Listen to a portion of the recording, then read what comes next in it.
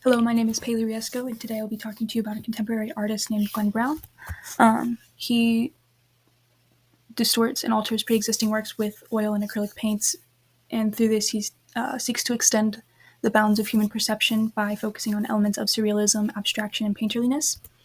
His critical issues are appropriation, which challenges traditional notions of origin and authorship, and transformation, where he explores the boundaries between artistic respect and theft. His main concerns are technique, where he emphasizes the importance of craftsmanship. His philosophical inquiry evaluates existential themes such as mortality, death, and the human state or condition. His interests are visual impact, where he has a high contrast with color and form.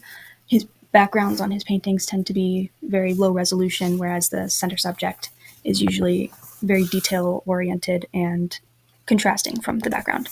And through this visual manipulation, he generally hopes to evoke an emotional response from his viewers. His works also tend to reflect historical artworks, where he questions the historical narratives by interacting with these historical works in his own style.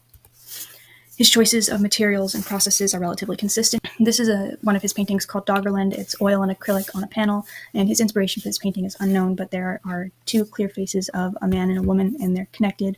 They have relatively stoic expressions on their faces, and they're staring very intensely at whatever they're looking at. You can see that high contrast background and center subject, where the center subject is a bright yellow and the background is a deep blue, with that detail on the flaming dove, and it's also acrylic low resolution. This painting is called a panel. The inspiration for this is also unknown, but the feet could potentially symbolize defeat and humbling, seeing as they're elevated and not standing, or they could symbolize strength and travel, because feet get you from place to place and they carry you around, so they're pretty strong.